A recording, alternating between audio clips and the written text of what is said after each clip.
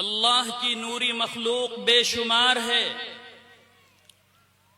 لیکن جو فرشتہ اس کلام اللہ کو عرش الہی سے آقا نامدار جناب محمد الرسول اللہ صلی اللہ علیہ وسلم کے قلب اطہر تک پہنچایا، اس فرشتے کا ہم بار بار نام لیتے ہیں۔ جن لوگوں سے اس کلام اللہ کی نسبت جڑتی ہے ہم ان کو حافظ قرآن کہتے ہیں۔ جو تشریح و توضیح کے میدان میں اترتے ہیں ہم ان کو مفسر قرآن کہتے ہیں۔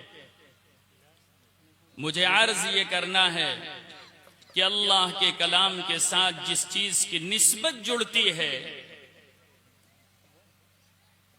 وہ چیز اتنی ہی بلند ہوتی ہے۔ اللہ تعالی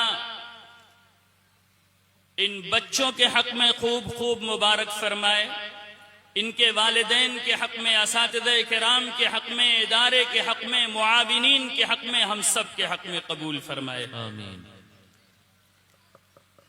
اللہ رب العزت کا یہ کلام روئے زمین پر آسمان سے 23 سال کے عرصے میں آیا، جبکہ آسمانی دوسری کتابیں دفعتاً نازل کی گئی، ایک بارگی نازل کی گئی۔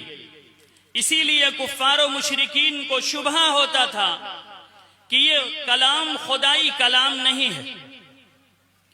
وہ کہا کرتے تھے وقال الذین کفروا لولا نزل علیہ القرآن جملة واحدہ،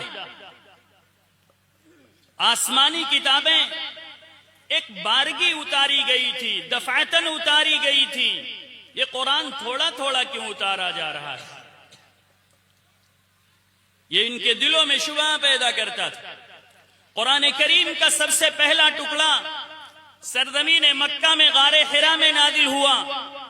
بخاری شریف کی روایتوں میں پوری تفصیل موجود ہے، 5 آیتوں پر مشتمل۔ ہم اور آپ اگر ان آیتوں میں غور کریں تو آپ کو یہ معلوم ہوگا کہ یہ کلام اللہ، اس کی آیتیں ہماری ذات سے کتنی مناسبت اور موافقت رکھتی ہیں۔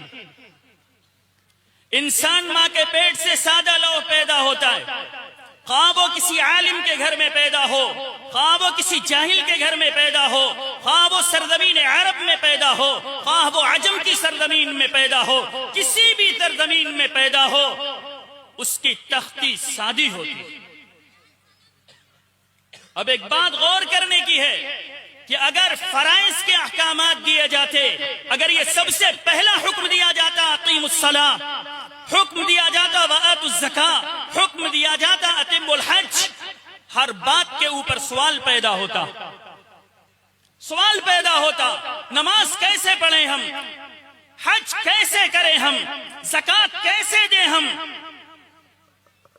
سب سے پہلے اللہ رب العزت نے جو ان 5 آیتوں پر مشتمل اپنے کلام کے ٹکڑے کو اتارا ہے، اس میں حکم ہے اقرأ باسم ربک الذی خلق، خلق الانسان من علق، اقرأ وربک الاکرم الذی علم بالقلم، علم الانسان ما لم یعلم۔ پڑھو اس پروردگار کے نام سے جس نے پیدا کیا۔ اگر آپ ان 5 آیتوں کو دیکھیں غور سے، اقرأ باسم ربک الذی خلق، خلق الانسان من علق، اقرأ وربک الاکرم، ان 5 آیتوں میں 2 مرتبہ پڑھنے کا حکم دیا گیا۔ انسانی تختی سادہ ہے، اس سادہ لوح کو جب تعلیم و تربیت کے ساتھ جوڑا جائے گا، جب قرات کے ساتھ جوڑا جائے گا تب کچھ آئے گا۔ آج اگر کوئی بھی ہمارے درمیان کھڑے ہو کر کے یہ آواز لگا دیتا ہے کہ ہم اس علاقے کے کچھ بن جائیں تو تعلیمی میدان میں ہم آپ کو آگے بڑھائیں گے، میں بہت ہی پرزور انداز میں اپنے نوجوانوں سے کہنا چاہتا ہوں، جو آدمی 1400 سال پیچھے کی سوچ ہمارے سامنے پیش کرتا ہے، ہم تالیاں بجا کر کے اس کا استقبال کرتے ہیں، ہم کس قدر بیوقوف ہیں۔ کیا ہم نے کبھی اپنے کلام اللہ کے ٹکڑے کو دیکھا کہ جس کی 5 آیتوں میں صرف 2 مرتبہ پڑھائی کا حکم آیا کہ پڑھو پڑھو؟ آج افسوس ہوتا ہے جب کوئی امت مسلمہ کے اوپر تبصرہ کرتا ہے کہ آنکڑے لگائے جاتے ہیں تو سب سے زیادہ ناخواندہ ہمارے ہی بھائی نظر آتے ہیں. افسوس ہوتا ہے کہ جس قوم کے اوپر جو کتاب اتاری گئی اس کتاب کا سب سے پہلا ٹکڑا ہم کو تعلیم کی طرف متوجہ کرتا ہے، پڑھائی کی طرف متوجہ کرتا ہے، اور آج وہی قوم دوسرے کے رول کو فالو کرتی ہے. یہ افسوس کی بات ہے. اور غور کیجئے، علم کا تذکرہ 3 مرتبہ ہے ان 5 آیتوں میں. اور آگے بڑھیے، اعلی علم کا تذکرہ 1 مرتبہ، قلم کا تذکرہ ہے. لکھنے سے کوئی چیز محفوظ ہوتی ہے، مضبوط ہوتی ہے. کتابت علم کے لیے قید کہا جاتا ہے کہ اگر کسی چیز کو آپ کو محفوظ رکھنا ہے تو لکھ کے محفوظ رکھو. یہ ہے وہ اللہ کا کلام، اور اللہ کے کلام کی یہ ہے وہ ابتدائی 5 آیتیں. لیکن آج افسوس ہے نوجوانوں کہ اللہ کے کلام میں سب سے پہلے پڑھائی کی طرف متوجہ کیا گیا ہم کو، اور آج ہمارے گھروں سے تعلیم و تربیت کا جنازہ نکل چکا ہے.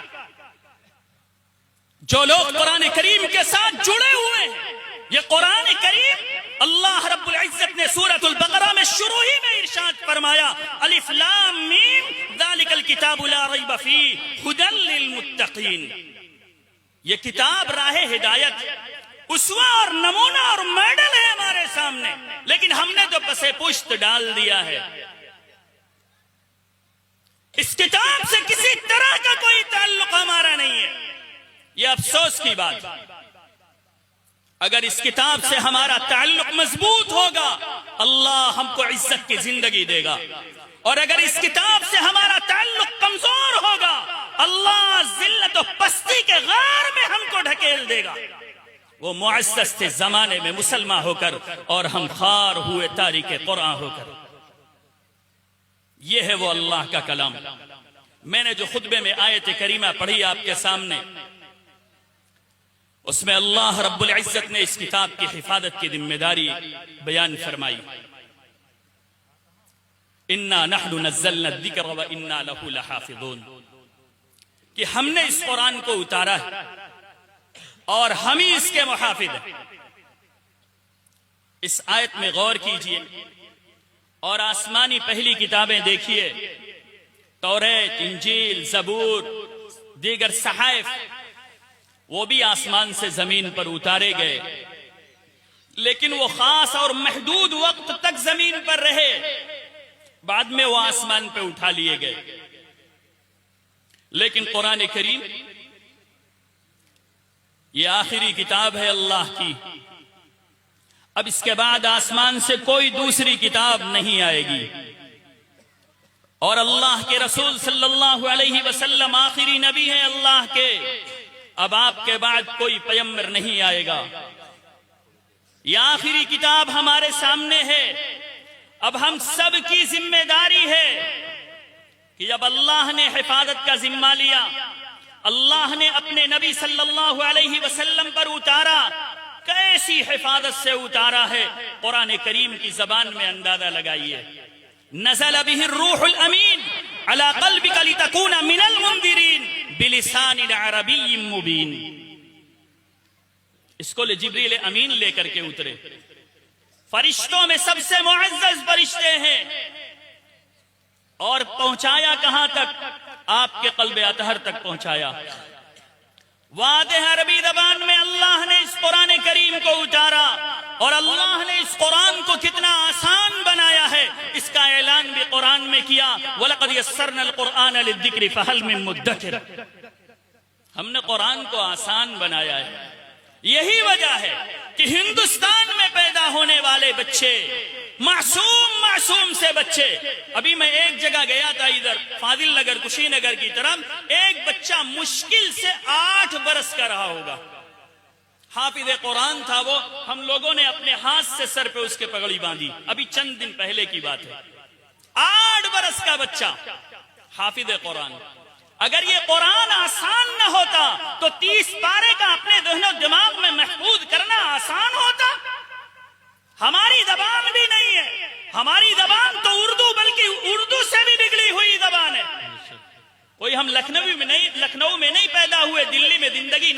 گزارے ہوئے ہیں کہ ہماری زبان بھی اردو محفوظ ہے. ہم لوگ تو دیہات میں پیدا ہوئے لیکن بچہ اپنی زبان سے عربی یاد کر لیتا. آپ سوچئے ذرا کہ اگر اللہ نے آسان نہ بنایا ہوتا تو یہ قرآن ہم کو کیسے یاد ہوتا. بڑی تعداد اللہ کا فضل ہے حفاظ کی موجود ہوتی ہے. اللہ تعالی ہم سب کی نسلوں میں بھی حافظ قرآن پیدا فرمائے. ہم آپ یہ سمجھتے ہیں کہ قرآن کریم کا پڑھنا اور پڑھانا کیا فائدہ رکھتا ہے. میں ایک روایت کی روشنی میں آپ سے عرض کرنا چاہتا ہوں. حضرت عبداللہ ابن مسعود رضی اللہ تعالیٰ عنہ کی روایت ہے من قرأ حرفا من کتاب اللہ فلہ به حسنة والحسنة بعشر امثالها لا اقول الف لام میم حرف ولكن الف حرف ولام حرف ومیم حرف. جس نے اللہ کی کتاب کا ایک حرف پڑھ لیا اس کو ایک نیکی ملتی ہے اور ایک نیکی اللہ کے فضل سے 10 گنا ہو جاتی ہے. میں یہ نہیں کہتا کہ الف لام میم ایک حرف ہے بلکہ الف ایک حرف ہے, لام ایک دوسرا حرف ہے, میم ایک تیسرا حرف ہے. الف لام میم کے پڑھنے سے 30 نیکی ملتی. سبحان اللہ. اب اندازہ لگائیے کہ جو بچے قرآن کریم کا حفظ کرتے ہیں تو قرآنی الفاظ کو وہ کتنی مرتبہ دہراتے ہیں تب جا کے وہ ان کے ذہن و دماغ میں محفوظ ہوتا ہے. کتنی نیکیاں ان کے نام اعمال میں ہیں. اللہ ہم سب کی نیکیوں کو محفوظ رکھے. اس لیے کہ نیکیوں کا کمانا کمال نہیں ہے, بچانا کمال ہے. بچانا کمال ہے. کتنی نیکیاں ہیں ہمارا اندازہ ہو سکتا ہے. اور اس حافظ قرآن کا اعزاز کیا جائے گا بہت طریقے سے. اعزاز میں 2-1 روایتیں پیش کر کے اپنی بات پوری کروں گا اس لیے کہ ہمارے بڑے موجود ہیں. بڑوں کی موجودگی میں بولنا یہ بھی بے ادبی ہے لیکن حکم ہے, حکم کی تعمیل کر رہا ہوں. حضرت عبداللہ ابن عمرو ابن عاص رضی اللہ تعالیٰ عنہ کی روایت ہے یقال لصاحب القرآن اقرأ وارتقي ورتل كما كنت ترتل في الدنيا فإن منزلك عند آخر آية تقرأها أو كما قال صلی اللہ علیہ وسلم. حافظ قرآن سے کہا جائے گا قرآن کریم کو پڑھتے جاؤ اور جنت کے درجات کو طے کرتے چلے جاؤ. دیکھو خوب اطمینان سے ٹھہر ٹھہر کے پڑھو. جہاں تم کہہ دو گے من الجنت والناس, جنت کا وہی مقام تمہاری منزل اور تمہارا ٹھکانہ ہوگا. یہ رفع درجات کے لیے. یہ ہم گھر والوں کے حق میں بھی حافظ قرآن کام آئے گا. ایک روایت ہے من قرأ القرآن وحفظه ادخله الله الجنة وشفعه في 10 من اہل بیته كلهم قد استوجبوا النار. جس نے قرآن کریم کو پڑھا اور اس کو یاد کر لیا ادخله الله الجنة, اللہ سب سے پہلا انعام یہ دیتے ہیں کہ اللہ اس کو جنت میں داخل فرمائیں گے. آج ہم اور آپ اس جلسے میں شریک ہیں. عزم کر کے اٹھیے کہ انشاءاللہ ہم کوشش کریں گے ہمارے گھروں میں حافظ قرآن پیدا ہو جائیں تاکہ ہم اپنے بچے کو حافظ قرآن بنائیں گے اور وہ آخرت میں جنت کا سامان بنے گا. اور خالی وہی جنتی نہیں ہوگا وَشَفَّعَهُ فِي 10 مِّنْ أَهْلِ بَيْتِهِ كُلُّهُمْ قَدْ اسْتَوْجَبُوا النَّارَ. حافظ قرآن 10 ایسے لوگوں کے حق میں سفارش کرے گا کہ جن کے لیے جہنم میں جانا لازم قرار دیا جا چکا. حافظ قرآن کی سفارش سے 10 لوگ جنتی ہوں گے. 11 لوگ جنت میں پہنچے, ایک ٹیم پوری جنت میں پہنچے گی. ایک بچہ اگر حافظ قرآن ہو جائے, ایک وہ پہنچے گا حافظ قرآن 10 اور 11 لوگ جنت میں جائیں گے. اور نہ جانے کتنے جائیں گے وہ بات تو الگ ہے. اس لیے ہم لوگ آج عزم کر کے اٹھیں کہ انشاءاللہ آج اس جلسے میں شریک ہیں. ایک بات لے کے اٹھیں گے کہ ہم اب کوشش کریں گے کہ ہمارے گھروں میں حافظ قرآن پیدا ہو جائے. اللہ کہنے سننے سے زیادہ ہم سب لوگوں کو عمل کی توفیق نصیب فرمائے. وآخر دعوانا ان الحمد للہ رب العالمین.